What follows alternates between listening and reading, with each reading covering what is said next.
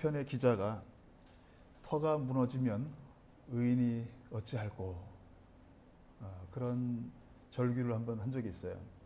예나 지금이나 사람이 살아가려면 어떤 터가 있어야 되고 터전이 있어야 되는데 그게 무너지면은 참 사람들은 불안하고 힘든 겁니다. 우리나라 사회 각 구석구석에서 나타나는 여러 가지 힘겨운 일들도 어찌 보면 이 터를 잘 못 잡았기 때문에 또 든든한 터 위에 서 있지 못하기 때문에 그런 것이 아닌가 이런 생각이 듭니다. 영적으로 볼 때도 우리 크리스찬들이 신앙의 터전 위에 굳게 세워지지 못하면은 교회가 흔들려요. 또 교회 안에는 각 가정도 흔들리고 또 가정과 교회가 흔들리면은 뭐 분명합니다. 사회도 흔들릴 수밖에 없어요. 반대로 크리스찬 가정과 교회가 든든하게 터를 잡고 안정이 돼 있으면은 그것을 기반으로 해서 어떻게 하면 안정을 찾을 수 있는지, 어떻게 하면 평온하게 지낼 수 있는지 세상 사람들이 또 알게 됩니다. 그러면은 사회가 다 같이 안정이 되고 또 평온을 또 유지할 수 있는 힘을 또 갖게 됩니다. 오늘 말씀에 보면은 17절에 믿음으로 말미암아 그리스도께서 너희 마음에 계시게 하시옵고 너희가 사랑 가운데서 뿌리가 박히고 터가 굳어져서라는 말씀이 있습니다. 여기도 이제 터라는 말씀이 나오잖아요. 이 터가 사람이 살아나가는 이 삶의 터가 단단히 또 이게 잡히게 되고 또 우리가 그 위에 주초를 깊이 받고 뿌리를 받게 되면은 어떤 일이 벌어지는 걸까? 근데 여기 보면요, 뿌리가 박히고 터가 굳어지는 그것이 그냥 공학도들이 뭐 밑에 바닥을 깔고 그 다음에 이제 기둥을 세우고 집 짓는 이런 개념으로 되어 있지가 않아요. 여기 보면은 사랑 가운데서란 말이 나옵니다. 그러니까 좀 뭐 공학과 같이 결합시켜서 표현하자면은 사랑의 공학 뭐 이런 말도 가능할 것 같아요. 우리 인간 사회는 사랑으로 짜여지지 않으면 다 허물어집니다. 우리 사는 사회가 경쟁 사회라고 그러잖아요. 이 경쟁 사회가 뭐냐면요, 자기를 얼마큼 사랑하냐 그 싸움이에요. 내가 행복해지기 위해서 남을 이겨야 되는 것이 그게 이제 경쟁 사회인 거예요. 그런데 우리 스스로 돌이켜 봤을 때 내가 소중한 존재고 내가 사랑스럽고 내가 사랑을 받아야 될 그런 가치 있는 존재라면은 남도 그래야 된다 이렇게 생각하는 것이 정상이에요. 근데 한 가족으로 생각이 안 되고 한 몸으로 생각이 안 되면은 이제 정글이 되는 겁니다. 그러면은 우리가 사는 사회 안에서 이게 가정이든 교회든 또 우리가 살아가는 어떤 나라든 이 터가 세워질 수가 없어요. 터가 아니고 그냥 정글이 되는 겁니다. 아주 삭막한 거예요. 저는 정치 얘기는 설교 시간 때는 안 해요. 안 하는데 그냥 믿는 마음으로, 신뢰하는 마음으로 잠깐 얘기하자면요, 우리나라의 절반은 토착 외국이고요, 우리나라의 절반은 종북 좌빨이에요. 한쪽이 그렇게 얘기를 해요. 또 다른 쪽도 그렇게 얘기합니다. 상대방을 잡아 죽이지 못해서 난리예요. 근데 우리가 그리스도께서 주신 이 하나님 말씀을 가지고 우리 자신을 돌아보고 또 남을 돌아보게 되면은 그 안에서 화합할 수 있는 길이 생깁니다. 지금은 지지볶고 싸울 때가 아니고 하나가 돼서 열심히 해도 남북 통일이라고 하는 이 사명을 감당하기가 쉽지 않은 거예요. 전 세계를 향한 선교도 감당하기가 쉽지가 않아요. 어떤 보수적인 목사님들이 지금 광화문에 나가가지고 어떤 얘기를 하고 있는데 그분들이 옛날에 뭐라고 했냐면 위에 있는 권세에 굴복하라. 모든 지도자는 다 하나님께서 주셨다. 이렇게 설교하셨던 분들이 지금은 나가서 뭐 누구를 끌어내고 뭐 이렇게 난리가 나요. 하나님께서 어떤 마음을 우리에게 어떻게 주셨는지 잘 모르겠습니다만은, 그러나 저는 하나님 말씀에 입각해서 비춰보게 될 때 지금은 우리가 정말 나라를 위해서 처절하게 기도해야 될 때예요. 가정에서 기도해야 되고 교회에서 기도해야 될 때입니다. 나아가서 무슨 싸움하고 그럴 때는 아니에요. 마음을 보다듬어주고 안아주고 이제 그럴 수 있어야 되는데, 그 말씀을 제 개인 생각이 아니고 오늘 하나님 말씀 중에서 제가 가장 선교하면서 소중하다 생각하는 몇 가지만 끄집어내서 말씀을 좀 나누도록 하겠습니다. 우리 교회 이름이 버팀목이에요. 버팀목. 이 말을 이제 듣고 참 기분이 좋았어요. 괜히 기분이 좋더라고요. 버팀목. 세상이 살아나갈 때 사람이 혼자서 살 수가 없습니다. 서로가 서로를 의지해야 되고 또 서로 협력해줘야 되고 그래요. 늘 자주 쓰는 표현이지만 사람 인자가 서로 기대는 그런 모습이잖아요. 이 버팀목이 좀 돼줘야 되는데 지금 버팀목 되기보다도 실족하는 그냥 요 다리 세 개였다가 하나가 분질러진 남을 골탕 먹이기 위해서 세워진 그런 의자 같아요. 든든해야 됩니다. 근데 보통 버팀목은 나무 같은 것들 잘 잘라서 어디다 받쳐놓고 하는데 오늘 제가 이제 버팀목 교회에다가 드리고 싶은 말씀은 뭐 잘라서 뿌리가 없이 그냥 갖다 놓은 어떤 버팀목이 아니고 뿌리를 내린 살아있는 생명체로서의 나무, 그 버팀목이 됐으면 좋겠어요.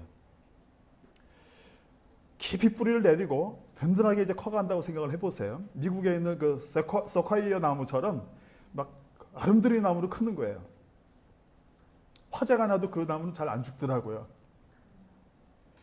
근데 나무가 커지니까 그 큰 나무 안에 온갖 벌레들도 와서 살게 되고 새도 깃들여서 살게 됩니다. 예수님 겨자씨 비유 말씀을 하면서 조그만 씨 하나가 커지게 되면 새도 깃들인다는 말씀을 이제 주셨는데요. 우리 버팀목 교회가 그렇게 됐으면 좋겠어요. 누구나 와서 의지할 수가 있고 행복을 맛볼 수가 있고 또 사랑을 맛볼 수 있는 그런 버팀목 교회가 되어줬으면 좋겠습니다. 어떻게 해야 될까요? 여기 보면은 여러 말씀들이 있는데요. 제가 오늘 나누고 싶은 말씀은 소중하다고 우리가 크리스찬들이 선교 차원에서 또 교회의 존재 차원에서 늘 자주 언급하고 암송하는 성경 기절 몇 가지만 한번 살펴보겠습니다. 우선 우리가 지상위임 그 말씀을 생각할 땐 마태복음 28장 19절 20절 말씀을 많이 암송하잖아요. 그러므로 너희는 가서 모든 족속으로 제자를 삼아. 근데 거기에 제자란 말 앞에 누구의 제자 이런 말이 우리말은 표현이 잘 안 돼 있어요. 태국어 성경에도 그렇고 그 앞에는 분명히 내 제자로 삼으라는 말씀이 있습니다. 예수 그리스도의 제자. 근데 요 근래 와서 나오는 여러 가지 이제 훈련 방법들 이렇게 보면은 어떤 특정한 프로그램으로 움직여지는 경우가 많아요. 그러면 그 교회의 제자가 돼요. 또는 어떤 출중한 리더의 제자가 되는 거예요. 물론 하나님께서 교회와 또 어떤 지도자를 세워서 주님의 제자가 되는 길을 열어주셨지만은 늘 우리가 염두에 둘 것은 누구의 제자인가? 주님의 제자인 거예요. 그러니까 그 주님의 제자가 되게 하고 또 주님께서 우리에게 분반 모든 것을 가르쳐 지키게 해야 되는 거예요. 또 아버지와 아들과 성령의 이름으로 세례를 주라. 그런 말씀도 있습니다. 이것이 지상위임이에요. 그리고 세상 끝날까지 주님께서 우리와 함께 해주시겠다는 약속까지 결부가 되어 있습니다. 또 다른 지상위임령들이 있어요. 근데 오늘날 보면은 많은 분들이 마태복음 28장만 지상위임으로 막 이렇게 강조를 하세요. 그러나 실제적으로는 사복음서와 사도행전에 다 지상위임령들이 포함이 되어 있고 이 지상위임령과는 또 별개로 지상명령이 있습니다. 가장 크고 위대한 명령, 계명, 그것이 또 있어요. 우선 마가복음 16장 15절에 보면은 그러므로 너희는 가서 모든 세상 만민에게 복음을 전파하라. 그러니까 지상위임령이 가서 제자 삼고 가르치는 일만 포함이 되는 것이 아니고 일단 나가서 복음을 전파하는 겁니다. 가장 중요한 것은 선포예요. 먼저 선포를 해야 됩니다. 오늘 말씀드리는 제가 오늘 설교 제목이 사랑의 분량인데 이게 사랑과 관련이 있을까요? 사랑과 관련이 있습니다. 우리가 어떤 사람들을 사랑하면은 선물을 주게 돼 있어요. 또 주고받게 돼 있습니다. 뭔가를 나누게 돼 있습니다. 고통도 나눌 수가 있고 슬픔도 나눌 수가 있고 온갖 좋은 것들도 나눌 수가 있어요.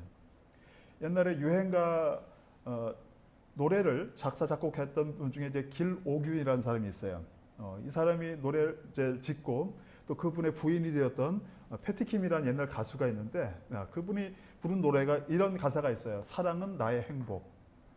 근데 또 그 뒤에 또 달라붙는 게 있어요. 또 사랑은 나의 불행.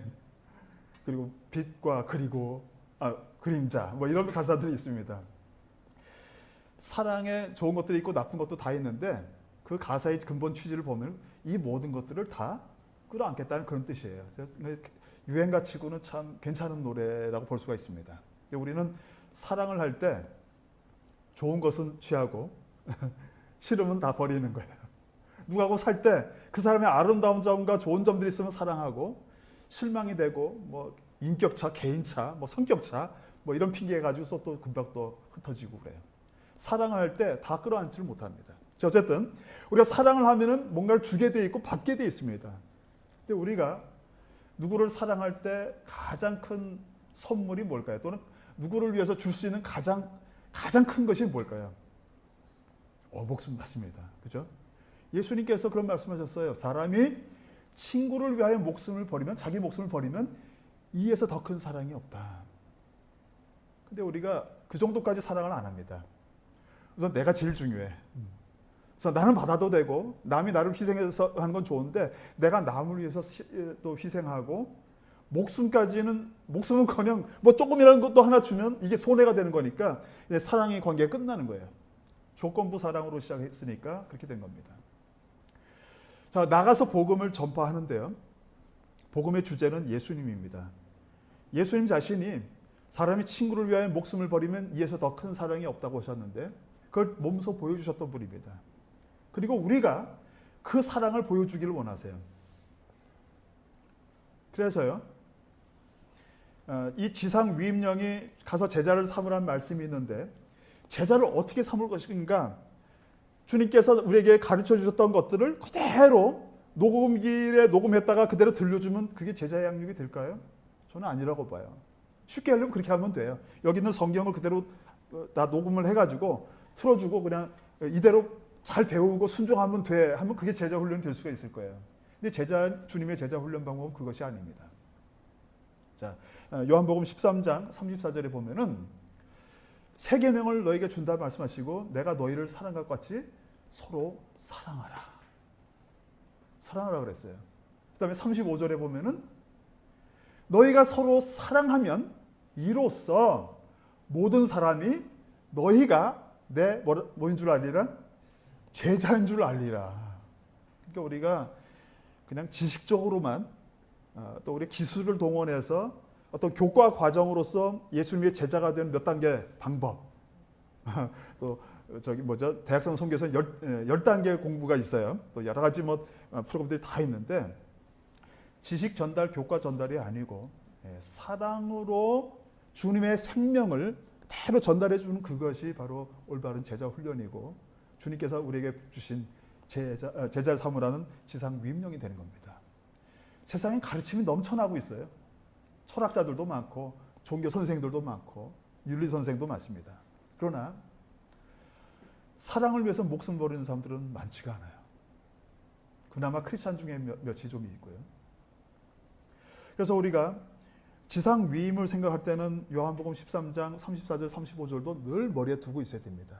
사람을 가르칠 때 제자를 삼아야 되는데 그 제자 삼을 때 우선 선결 조건은 우리가 서로 사랑하는 거예요.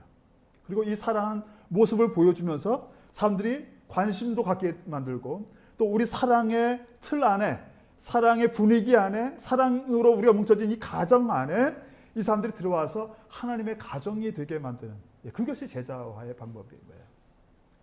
우리 이렇게 사랑으로 똘똘 뭉쳐 있고요. 주님의 진정한 사랑을 보여주기만 한다면은 설령 좀 난해한 성경 규절이 있다 할지라도 사람들은 다 주님의 제자가 되게 돼 있습니다. 사랑이라고 하는 것은 주님의 참 제자가 될 뿐 아니라 주님의 몸이 되는 이 교회의 정말 핵심적인 DNA입니다. DNA. 우리가 콩을 심으면 거기서 콩이 납니다. 희한해요. 팥을 심으면 콩 나와라, 콩 나와라 열심히 해도 콩이 안 나오고 팥이 나옵니다. 수박씨를 심으면 수박이 나와요. 심은 대로 그대로 나옵니다. 오늘날 왜 교회가 부흥을 안 하고 또 성장을 안 하고 그러고 있을까? 우리 DNA를 좀 조사를 좀 해봐야 됩니다. 우리가 정말 생명력이 있는 나무인가? 생명력이 있는 주님의 몸인가? 정상적이라면은 그 생명이 어디로 가든지 반드시 번식을 하게 되어 있습니다. 성장하게 되어 있습니다. 근데 그 핵심 중에 하나가 사랑이에요. DNA. 교회가 교회답게 보이는 것 중에 하나가 이 사랑입니다. 물론 이제 정의도 얘기해요. 공의도 물론 포함이 되는데 오늘은 주로 사랑에 대해서만 좀 말씀을 드리고 싶어요. 사랑. 또 누가복음 24장 44절부터 49절까지 보면은 거기도 지상 위임령이 나옵니다. 주님께서는 아직 정신 못 차리고 있는 제자들 또 한번 찾아가셔가지고 뭐 에마오의 제자들한테도 이렇게 나타나셔가지고 가르쳐 주시고 마음을 뜨겁게 해주셨지만은 예수님이 가르치시면서 모세와 선지자의 주님을 가리켜서 기록한 모든 것들, 그것을 다시 한번 재인식시켜 주셨어요. 그래서 이런 것들 좀 전하라고 다시 주님께서 확고하게 컨펌을 하시는 겁니다. 그러니까 제자화를 시키게 될 때, 사람들 제자를 삼게 될 때 하나님 말씀을 떠나면 이게 이제 골치 아파요. 지금은 전 세계적으로 보면은 교회가 그동안 냉랭했던 것에 대한 반작용으로 이제 신사도 운동이라는 것이 일어나고 있습니다. 옛날 초대교회에서 일어났던 역사들이 일어나는 거 얼마나 좋겠습니까? 그런데 이제는 하나님 말씀보다 너무 그쪽으로 또 가는 경향들이 있어요. 성경 말씀을 통해서 우리가 나타내 보여야 할 가장 큰 계명, 이 사랑, 이것을 보이는 것보다도 능력을 자꾸 보일 때가 많아요. 오늘 말씀에도 보면은 능력의 말씀이 나오죠. 그의 성령으로 말미암아 16절에 너희 속사람을 능력으로 강건하게 하시오며 이랬습니다. 능력. 그 다음에 20절에도 보면은 우리 가운데서 역사하시는 능력대로, 이런 말씀이 있어요. 성령의 능력이 중요합니다. 우리가 이 세상 살아나갈 때도 그렇고 복음을 위해서 헌신할 때도 마찬가지입니다. 성령이 너에게 임하시면 너희가 권능을 받으라 그랬어요. 그 다음에 권능을 받고 나서는 우리가 뭘 해야 될까요? 제자 삼는 사역, 뭐 여러 가지 많이 있지만은 누가의 그 기록에 의하면은 누가복음 24장도 그렇고 또 사도행전 1장도 그렇고 증인이란 말이 중요합니다. 증인되는 것이 삶이 우리에게 중요해요. 권능을 받고 나서 우리가 하는 일이 증인되는 거예요. 증인을 위한 요건이 뭘까요? 그건 인격입니다. 만약에 어떤 법정에 어떤 누군가가 와가지고 증인을 한다고 했는데 그 증인이 맨날 사기만 치는 사람이 와서 증인으로 이렇게 선서한다고 해보세요. 그럼 믿겠습니까? 참고삼아 들을 수는 있는데 증인으로 사람들이 신뢰를 못합니다. 인격이 바탕이 돼 있어야 되고요. 특별히 인격 중에서도 이 사랑이라고 하는 것이 딱 잡혀져 있으면은 그 사랑이라고 하는 것, 하나님께서 우리에게 주신 그 사랑이라고 하는 것이 모든 인격이 종합적으로 그 다음에 균형 있게 뿌리를 내리고 또 터 속에 정말 튼튼하게 설 수 있는 인격으로 그렇게 우리를 변화시켜 나가게 돼 있어요. 사랑에 충만한 사람은 정의가 뭔지도 압니다. 정말 그렇게 돼요. 누가복음 24장 말씀, 또 요한복음 20장에도 보면은 주님께서 평강이 너에게 있을지어다 말씀하시고 또 성령을 받아라 그렇게 말씀을 하세요. 그 다음에 죄 사함에 대한 얘기를 요한이 기록을 합니다. 이 죄 사함이라고 하는 것, 사죄라고 하는 것은 누가복음 24장에도 나와요. 우리가 지상 위임을 실천해 나가게 될 때 죄 사함을 얘기하게 돼 있어요. 그리고 요한복음은 너희가 누구 죄를 사하든지 그 죄가 사해질 거라고 그래요. 주님 말고 우리한테 죄 사함의 권세가 있다는 뜻인가? 근본적인 의미에서 죄인들을 함부로 용서할 수 있는 권한이 우리에게 있는 건 아닙니다. 여기서 죄를 사한다고 하는 것은 죄 사함의 능력들을 우리가 알려주는 거예요. 또 하나는 혹시 우리에게 죄를 범한 사람이 있으면 그것을 우리가 용서해 주는 겁니다. 그걸 통해서 사람들은 주님이 우리를 용서하는 것이 무엇인지를 알아요.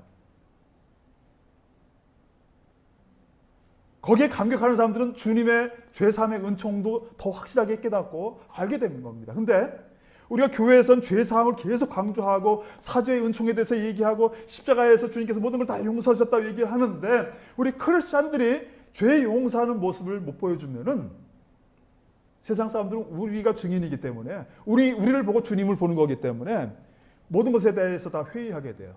기독교에서 가르치는 그 죄 용서의 복음이라고 하는 거 저게 뭐지? 혼란 가운데 들어간 겁니다. 그러나 우리가 확실하게 사랑의 마음을 가지고 우리한테 해코지했던 사람들, 잘못했던 사람들을 용서해주고 사해주잖아요. 사람들이 그걸 봅니다. 그리고 주님의 은총이 죄 사해주시는, 죄 사함을 우리가 실천하는 우리의 인격과 삶을 통해서 그 은총이 흘러가게 되는 거예요. 이게 비밀입니다. 우리는 정말 놀라운 권세를 갖고 있는 사람들이에요. 우리가 당신 죄 사함을 받았어 얘기할 수는 없지만 죄 사함을 선포할 수가 있습니다. 그리고 죄 사함을 우리가 실천할 수가 있어요.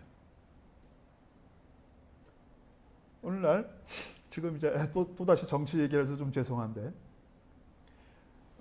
촛불 뭐 이제 집회 이후에 지금 2, 3년 이렇게 되도록 여러 가지 잘못된 것들을 적폐를 청산한다 얘기하는데 한 가지를 놓치고 있는 것이 있어요. 사법적 정의만이 정의가 아닙니다. 우리한테는 회복적 정의라는 것도 필요해요. 이 회복적 정의라고 하는 것은 이미 인류 역사상에도 20세기에 이미 한번 실천이 됐어요. 남아공에서 이제 백인들이 늘 다스리던 나라에서 흑인 만델라 대통령이 또 대통령이 되고 뭐 사회가 막 어수선해졌습니다. 그동안 백인들한테 받았던 그 온갖 수욕, 모욕 이걸 그냥 막 적폐를 청산해야 된다 해가지고 얼마나 뭐 그렇게 됐었어요. 그러나 놀랍게도 거기에 일시적이었지만 사법적인 정의만이 정의가 아니다 하는 그런 자각이 들어서 용서해 주자 하는 운동이 흑인들 사이에서 일기 시작했습니다. 그랬더니 백인들이 가서 무릎 꿇었어요. 진짜로. 이것이 우리 사회에도 좀 나타나야 돼요. 잘못을 우리가 정확하게 판단을 해내야 되지만은 어떤 부자가 어떤 일을 잘못했다 그러면 그 감옥에다 집어넣는 것만이 최선은 아니에요. 이 사람이 명예를 회복할 수 있는 기회를 주면 되는 거예요. 뭐 보상적 징벌, 징벌적 이런 말들이 복잡하게 많이 나오는데 잘못한 사람이 뉘우치고 오히려 명예롭게 자기의 인격과 명예를 회복할 수 있는 길을 줄 수만 있다면은 그것이 가장 아름답고 진정한 개혁이 되는 겁니다. 근데 이것을 세상 사람들이 아무나 할 수가 없어요. 죄 사함의 은총, 사죄의 은총을 경험하고 주님으로부터 진정한 우리 인격과 삶에 있어서 명예 회복을 경험한 우리만이 이것을 실천할 수 있는 힘을 갖고 있는 겁니다. 그걸 또 세상에 재현할 수가 있는 겁니다. 마지막 대통령이었던 남아공구 대통령도 장로님이셨어요. 이걸 알고 있었습니다. 자기 모든 기득권, 백인들의 기득권 내어놓는 쪽으로 힘을 다하고 또 새로 정권을 받았던 사람이 무조건 나 집어넣고 막 잘못한 것을 처단하는 쪽으로 나가지 않고 화합하자, 화목하자. 그래서 그나마 지금의 남아공이 있는 겁니다. 그렇지 않았으면 혼란 가운데 계속 있을 거예요. 언제까지 우리나라가 이렇게 돼야 될까요? 이럴 때 우리가 진정한 사랑의 능력을 보여줄 수 있어야 됩니다. 그 마가복음 이제 11장에도 보면은 어떤 서기관이 예수님 선생님 어떤 계명이 가장 큰 겁니까? 하고 물어봤어요. 알고 있을 거라고 생각하고 물어본 것 같아요. 예수님께서 우리가 잘 알고 있는 쉐마 그것을 말씀합니다. 이스라엘아 들어라. 우선 내 하나님 여호와 하나님은 유일하신 하나님 아니냐. 그러니까 이 유일하신 하나님을 향해서 마음과 목숨과 뜻과 성품을 다해서 그 하나님을 사랑하고 그다음에 내 이웃을 내 몸과 같이 사랑하라. 그러니까 하나님 사랑, 자기 사랑, 이웃 사랑을 다 주님께서 말씀하셨고 이것이 가장 큰 것이라고. 서기관이 또 지혜롭게 대답을 하니까 예수님께서 네가 하나님 나라에서 멀지 않다. 그런 칭찬까지 주셨어요. 보통은 서기관과 바리새인들은 예수님께 책망받는 사람들인데 그 하나의 그 가치를 알고 있는 사람, 명령의 소중함을 알고 정신을 알고 있는 사람을 향해서 너 하나님 나라에 가까운데. 여러분 우리 하나님 나라에 가까이 있고 하나님 나라에 이미 들어와 있는 우리는 이 사랑의 비밀을 알 수 있어야 되고요. 또 사랑은요 갖고 있는 추상적인 생각이 아니에요. 사랑하고 우리 영어 사전 찾아보면 추상명사라고 돼 있을 거예요. 근데 사랑은 추상명사가 아닙니다. 그것은 인격이고 그것은 능력입니다. 또 그것은 또 선물이에요. 그리고 아예 그것은 하나님 자체의 본질입니다. 그래서 아예 그냥 사도 요한은 하나님은 사랑이시다. God is love.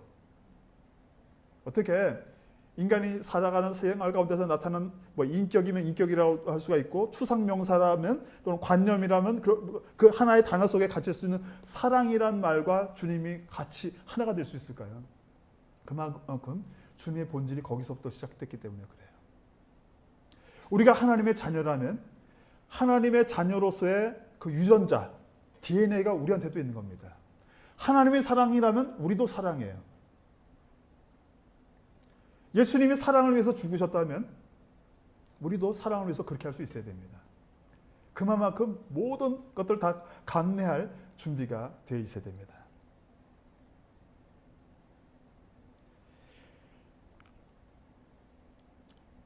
우리가 주님의 명령을 순종하는 일과 함께 갖고 있어야 될 비전 중에 하나가 이사야서 11장 9절 말씀, 그다음에 하박국 2장 14절 말씀에 거기 보면은 여호와의 영광을 아는 지식이 세상에 가득할 거라 그랬어요. 어떻게?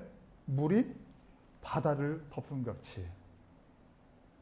근데 이사야서 11장 9절은 그 전의 말씀들을 쭉 보면은 우리가 잘 아는 말씀들이 나옵니다. 우리 복음송 노래도 있잖아요.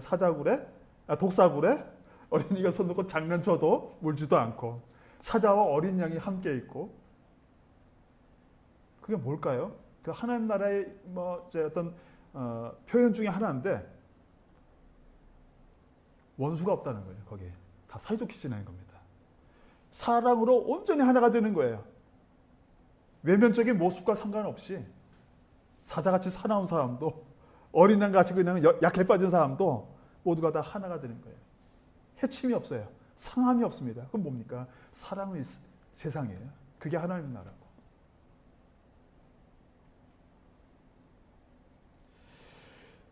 주님께서 주신 말씀으로 다시 한번 돌아보겠습니다. 에베소서 3장 거기 보면요, 믿음으로 말미암아 그리스도께서 너희 마음에 계시게 하시옵고. 우선 이게 중요합니다. 사랑이신 하나님, 사랑이신 예수 그리스도께서 우리 마음 한 자리로 딱 들어오시는 거예요. 마음의 보좌에 좌정을 하시는 겁니다. 거기에 보좌에 스스로 앉아가지고 내 마음대로 살아나가는 나를 일단 보좌에서 좀 물러나서 주님이 내 마음 보좌에 좌정을 하시는 겁니다. 그렇게 되면은 우리가 사랑 가운데서 뿌리가 박히게 되고요, 터가 굳어지게 됩니다. 근데 16절에서는 그의 성령으로 말미암아 너희 속사람을 능력으로 강건하게 하옵시며 이렇게 됐는데, 쭉 말씀이 진행되다 보면 너희가 사랑 가운데서 뿌리가 박히고 터가 굳어진다 이렇게 얘기가 됐고요.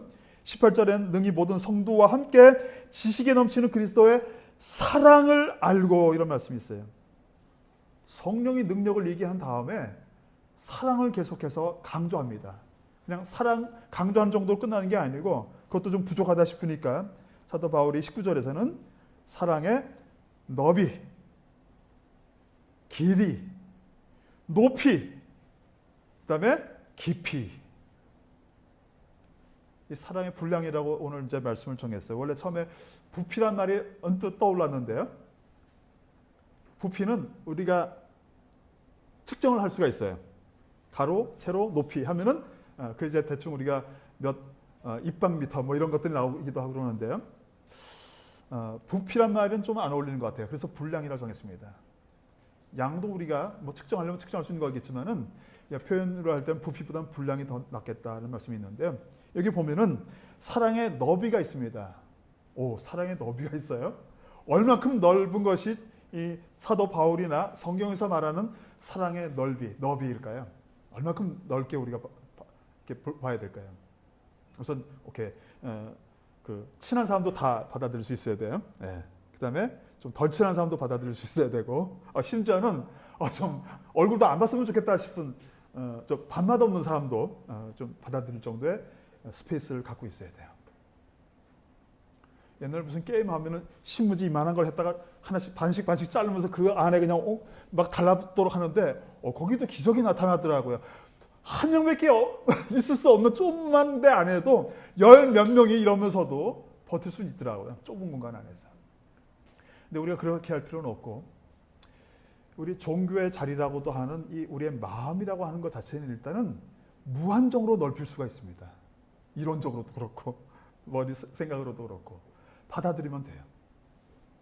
저희도 선교지에서 사역하다 보니까 원수들이 많이 생기는데요. 그 희한한 거는 하나님을 모르는 사람들 중에 원수가 많지가 않고 하나님을 잘 아는 사람들 중에 원수가 많이 생기고, 심지어는 선교사들 가운데 서로 그냥 철천지 원수가 되는 경우들을 많이 봤어요. 우리 선배님들로부터 시작해서 쭉 삶 살다 보면 마음이 불편해질 수가 있는데, 이제 저도 나이 60이 되다 보니까 조그만 거 하나라도 풀어야 된다. 우리가 이 땅에서 이제 그냥 어디에 묶여 있으면요, 하늘에서도 묶여 있어요. 우리가 여기서 풀면은 하늘에서도 풀립니다. 우리가 주기도문은 잘 외우는데 우리가 우리에게 죄 지은 자를 사해 준 것 같이, 우리가 우리에게 빚진 자를 용서해 주고 탕감해 준 것 같이 우리 죄를 그렇게 해달라고 기도는 하는데 이쪽은 다 우리가 누리는데 이쪽으로는 안 해. 남을 용서를 잘 못해요.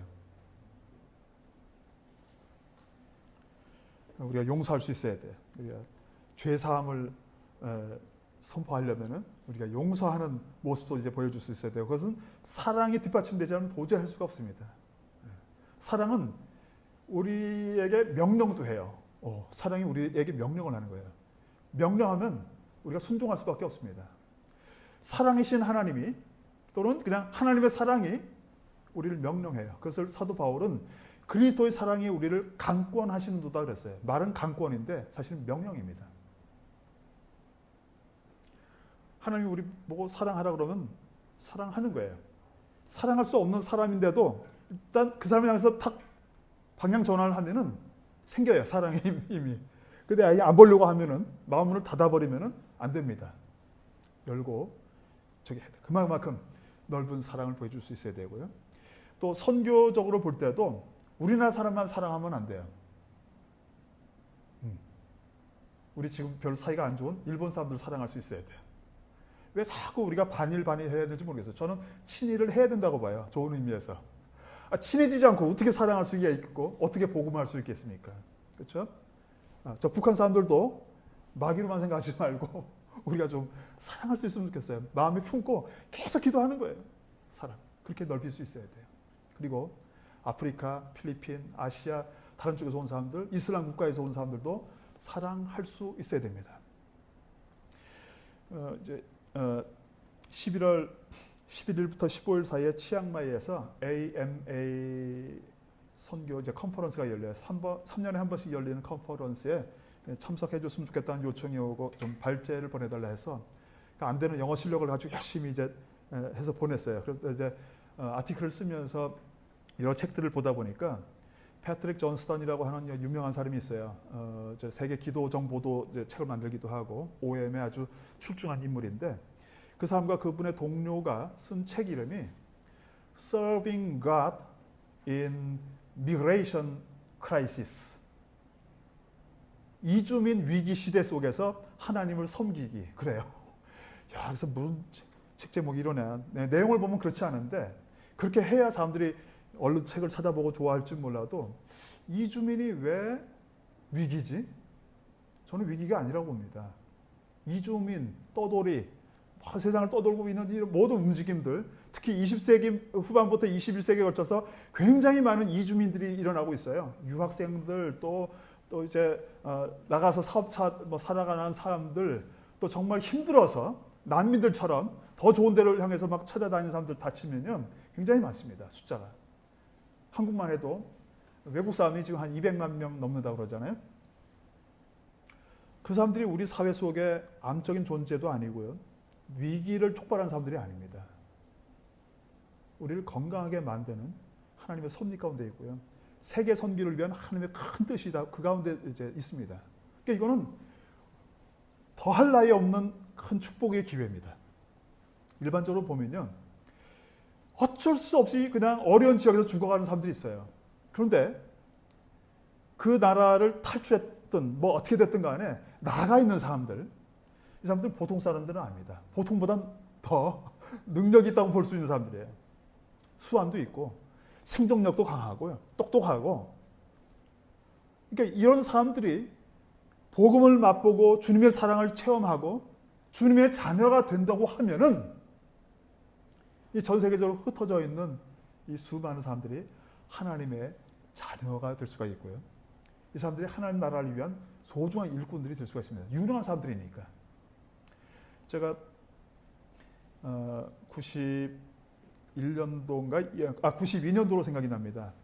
그때 부산에 OM에서 하는 로고스 배가 한번 들어온 적이 있었어요. 배가 들어와서 한번 정박을 하면은 그 책 전시회 같은 것도 배에서 이제 하기도 하고 또 거기서 일하던 단기 사역자들이 또 그 근처 부산이면 부산, 뭐 인천이면 인천 어디에서 해가지고 흩어져서 각 교회 가가지고 선교 보고도 하고 그러는데 저보고 이제 거기 있는 OM 선교사들을 차로 모시고 오라 해가지고 제가 15인승 봉고차를 몰고 가가지고 데려오는데 명단을 찾아보니까 다 다 백인들만 초청을 했더라고요. 왜 백인들만 했지? 저는 이제 그런 생각이 들었어요. 어쨌든 뭐 하라는 대로 저는 해야 되는 거니까 사람들 명단 확인해가지고 심는데 다 백인들이에요. 유럽 사람들, 아메리카 사람들. 좀 느낌이 좀 짠해가지고 부둣가를 보니까 아프리카에서 온 사람들, 아시아권 사람들은 거기서 배구하고 족구하고 자기들끼리 놀고 그러고 있더라고요. 눈물이 나더라고요. 우리가 아시아권 사람인데 선교사들은 또 서양 선교사들을 선호해요. 그 사람들은 높이고 아프리카, 아시아에서 온 사람들은 아주 거들떠보지도 않습니다. 시시하게 보는 것 같아요. 뭐 영어로 누가 잘 유창하게 해야 또 괜찮은 선교 보고가 될 수 있을지 몰라도 교회적으로 뭐 그런 상황이더라고요. 사랑의 너비는요. 우리 서양 사람들 멋있고 아름다워 보이는 사람들뿐만이 아니고 남루해 보이고 힘들어하는 사람들까지도 다 포함할 수 있어야 돼요. 세상 사람들이 죄인이라고 거들떠보지 않는 사람들까지도 우리가 품을 수 있어야 됩니다. 마태복음 24장에는 정말 마지막 심판에 대한 불편한 진실이 소개가 되는데 주님께서 마지막 심판하실 때 그 심판은 우리의 구원 심판은 아니에요. 섬김, 사랑 그걸 가지고 주님이 심판하시는데 헐벗었을 때 헐벗은 사람에게 입을 것을 주고 굶주렸을 때 목마랐을 때 먹을 것과 음료수를 갖다 주고 옥에 갇혔을 때 돌아봐 주고 그러니까 어려운 처지에 있는 저 비참한 사람들을 찾아간 정말 그 연약한 소자들, 작은 자들을 찾아간 그것을 보고 주님은 나를 그렇게 대접했다고 주님 말씀하십니다. 우리 사랑의 넓이는 괜찮아 보이는 사람들만 받아주는 그 사랑이 아니고 이게 잘못하면 큰 짐이 될 것 같다 하는 그런 사람들까지도 좀 받아줄 수 있어야 돼요. 제가 89년도부터 몇 년 동안 가리봉 오거리에서 근로 청소년들 사역도 하고 소년원에서 태어난 아이들을 또 안에 데려다가 밥도 먹여주고 하는 그런 일들에 조인해서 몇 년 사역을 해봤는데 정말 불쌍하고 가련해요. 근데 거기를 이제 거들떠보지도 않고 그런 일들, 뭐 교도소 선교도 마찬가지지만은 이런 것들을 하나하나 거들떠보면 주님은 그렇게 너희들이 나를 거들떠보지도 않았다 그렇게 말씀하시는 겁니다. 우리 사랑의 너비는 할 수만 있으면 우리가 마음에 생각나는 모든 사람, 우리 눈에 보이는 모든 사람들을 다 사랑할 수 있을 만큼 넓어야 돼요. 우리 주머니 사정은 그렇게 안 될 수도 있어요.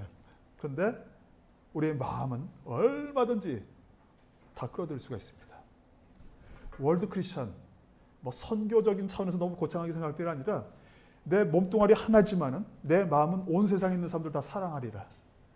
그 하나님 70억이 넘는 사람들을 내가 사랑합니다. 그런다고 주님께서 너 틀렸어 그런 말 하십니까? 아니에요. 너 나 닮았다 그러신다고요. 왜 주님이 이 세상을 그만큼 사랑하시는데 우리가 그 정도 사랑을 갖고 있어야 돼요. 나 작다고 우리가 겸손하게 난 요만큼만 사랑할 필요 없이요. 기도할 때 세상을 위해서 기도한다면 나 세상을 사랑하는 겁니다. 세상 모든 사람들을 넓게 봐야 되고요. 우리나라에서 볼 수 있는 모든 사람들을 사랑했으면 좋겠어요. 나하고 이념적인 노선이나 이게 다르다 해도 나 그 사람들을 우리가 좀 사랑했으면 좋겠어요. 제가 신문을 보는데 다 보지는 않고 주로 사설들 위주로 봅니다. 글 제일 잘 쓰는 사람들 위주로 이제 봐요. 저는 이제 목사 소명이 첫 번째고, 그다음에 선교사 소명이 두 번째고, 세 번째 소명은 작가입니다. 글 쓰는 사람이에요. 이름은 안 내고 아마 작가로 계속 하나님께서 부르실 때까지 쓰는 일들, 책 만드는 일들을 할 건데요. 그 글들을 보면서 참 마음에 안 드는 사람들이 많아요. 글 쓰는 사람들은 뭐 이런 식으로 쓰나? 왜 사람들 마음을 갈라놓지? 이런 생각도 들고 하는데 요즘은 그냥 사랑하자. 그리고 이제는 아름다운 글들을 많이 써놓은 사람들을 우리가 만들어내야 된다. 교회에서 키워야 된다. 작가도 키워야 되고 뭐 영화 감독도 키워야 되고 음악인들도 키워야 되고 예술인들도 키워야 되고 사람들의 마음을 하나로 만들 수 있는 그런 능력이 있는 사람들을 우리가 키워야 된다. 이런 생각이 됩니다. 우리의 사랑 그 마음만큼 좀 넓혔으면 좋겠어요. 가끔 좁히지 말고요. 그다음에 길이. 사랑, 여러분 사랑의 길이 한번 재보셨어요? 사랑의 길이 얼마나 될까요? 저는 이제 다른 개념보다도 시간으로만 한번 그냥 오늘 말씀드릴게요. 사랑의 길이 가다가 유한해서 그냥 딱 끝나는 사랑이 아니고 계속 가는 사랑. 그랬으면 좋겠어요. 고린도전서 13장에 보면 사랑은 오래 참고란 말이 제일 먼저 나옵니다. 그리고 견딘다 이런 말 수 있어요. 모든 것을 견딘다. 저는 그게 사랑의 길이라고 봐요. 그냥 오래 가는 거예요. 한 번 맺어진 사랑 끊지 않고 끝까지 가는 거예요. 나이 60이 되면서 지금 확고하게 갖고 있는 생각은 하나님께서 연결해준 모든 사람과 끝까지 사랑한다. 그겁니다.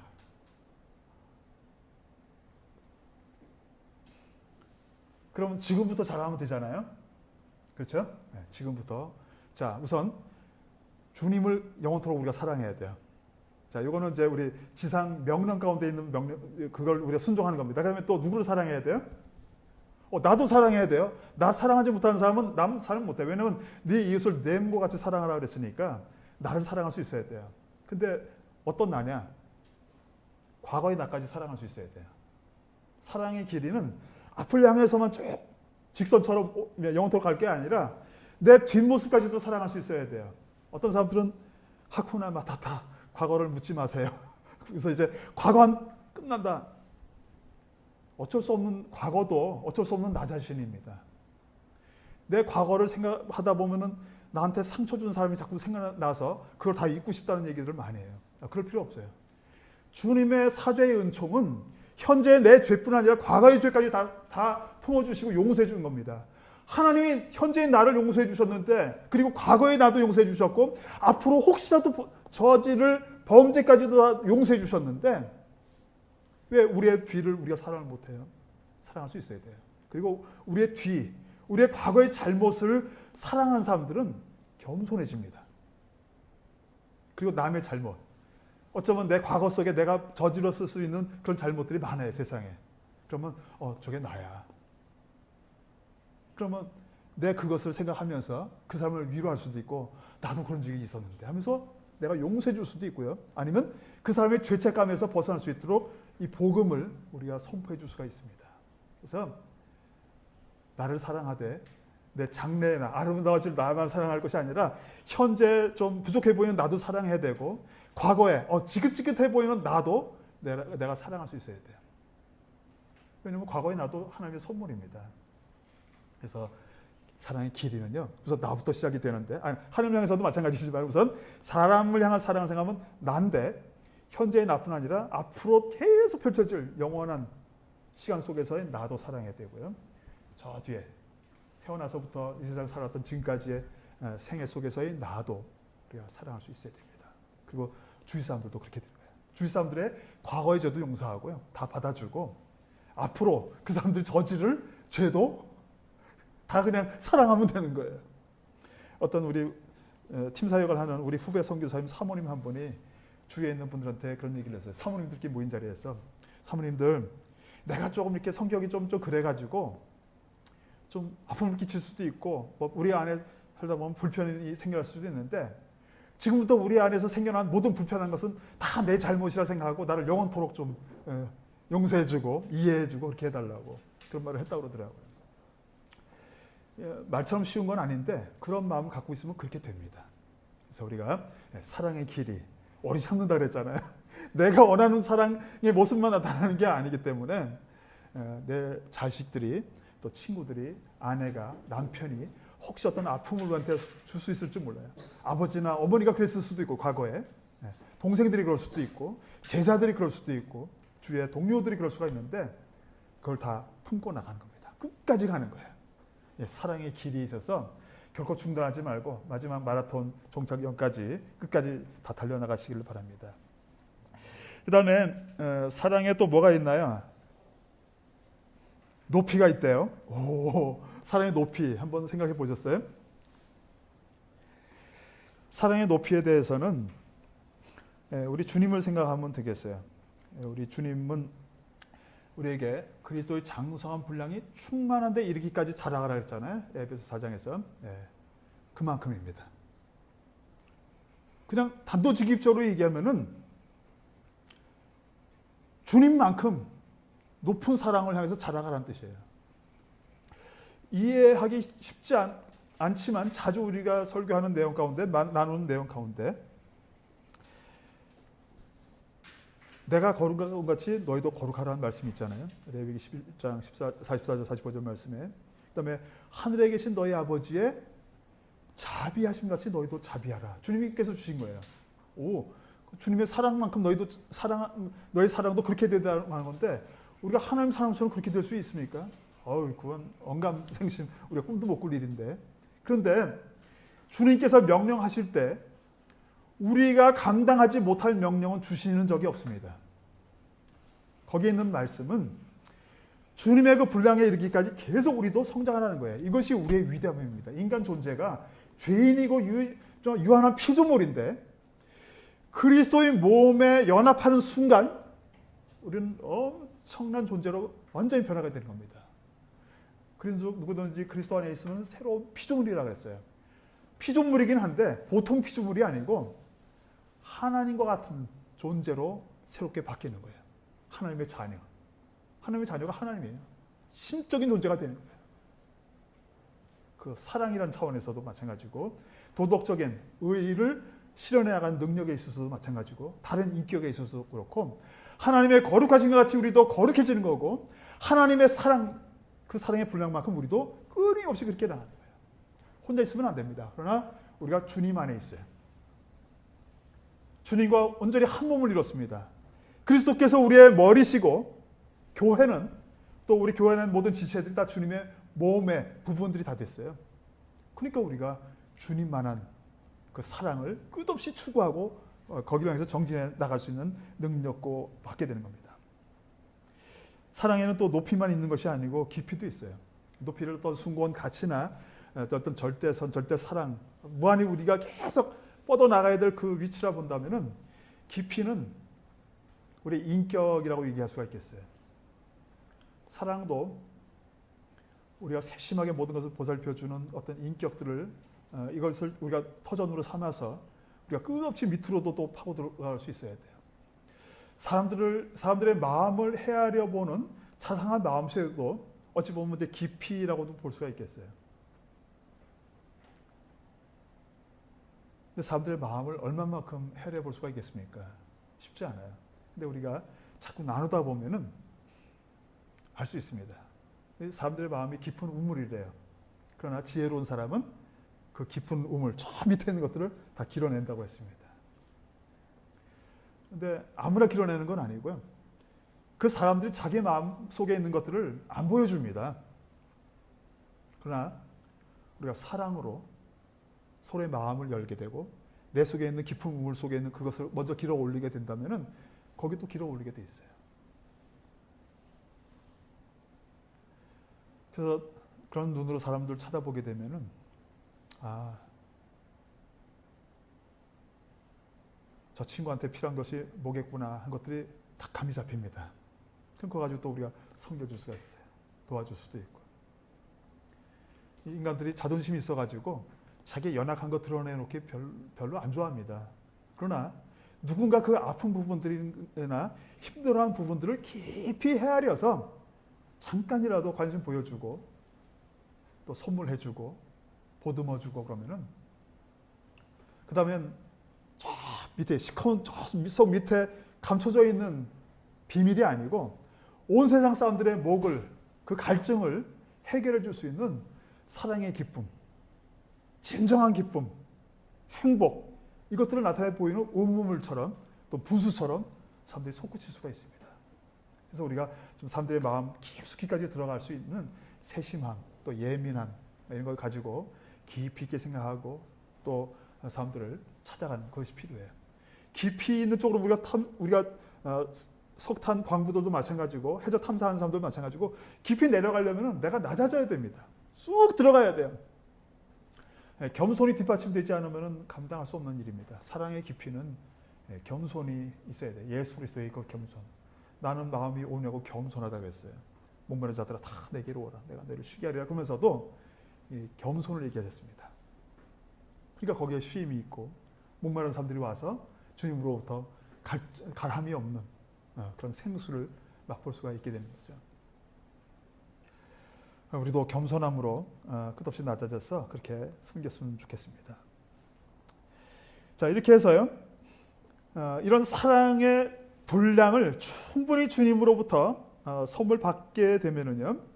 그다음에 주님께서 하시는 일이 있습니다. 그러면은 하나님께서는 모든 충만하신 것으로, 하나님의 충만은 얼마나 대단한 거겠어요? 내가 보면은 너희에게 충만하게 하실 거다. 바울이 이걸 놓고 기도했습니다. 바울은 기도할 때 모든 충만, 넘치도록 하여튼 표현할 수 있는 최선의 표현들은 다 썼습니다.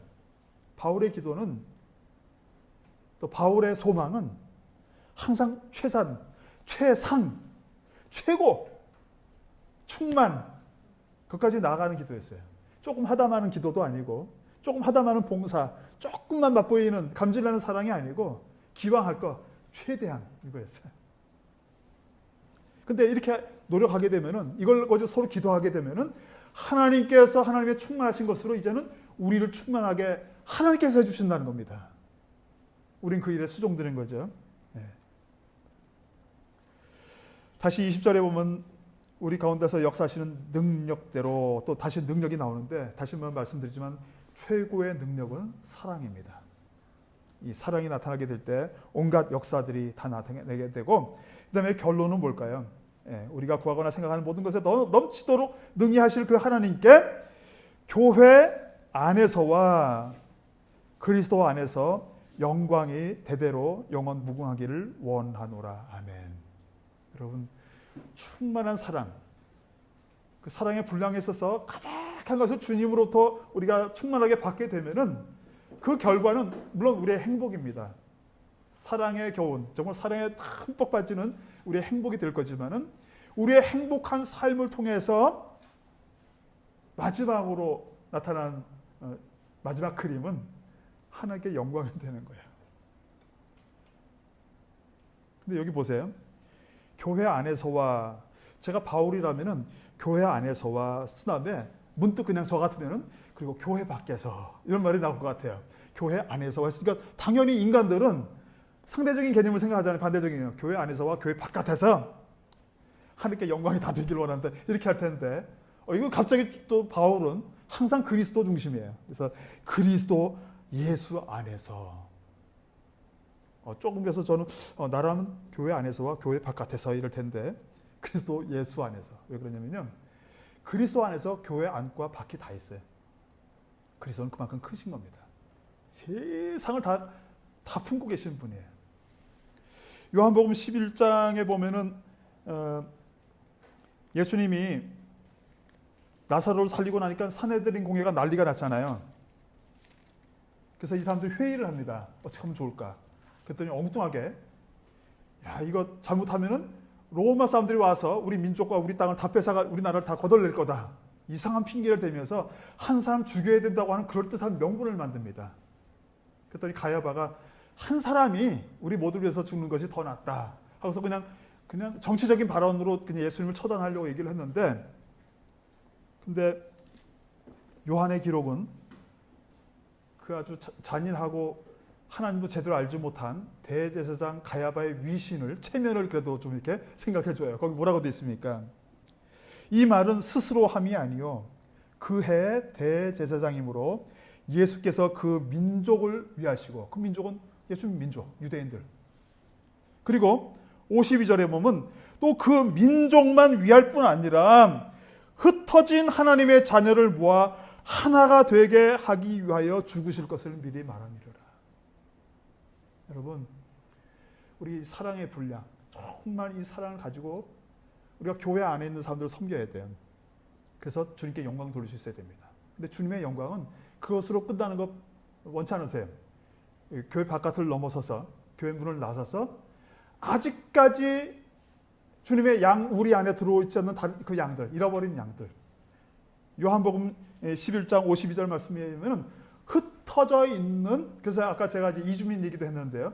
흩어져 있는 하나님의 자녀들, 거기까지 우리가 생각을 또 시야를 넓혀서 그들을 그 사랑의 분량 가운데서 섬기고 그 사랑 안으로 들어오게 만들어야 되고요. 그리고 이런 일들 통해서 주님께 영광을 돌리는 겁니다.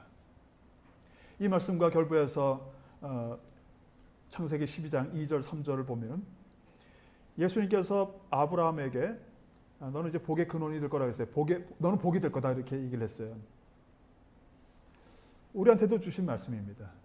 근데 우리한테 주시는 가운데 교회 안에서만 복이 되라, 크리스천 가정 안에서만 복이 되라 그렇게 얘기하지 않고 세상 모든 민족의 열방이 너 때문에 복받게 될 것이다 그랬어요. 그래서 옛날 성경에는 복의 근원이란 말까지도 집어넣어놨어요.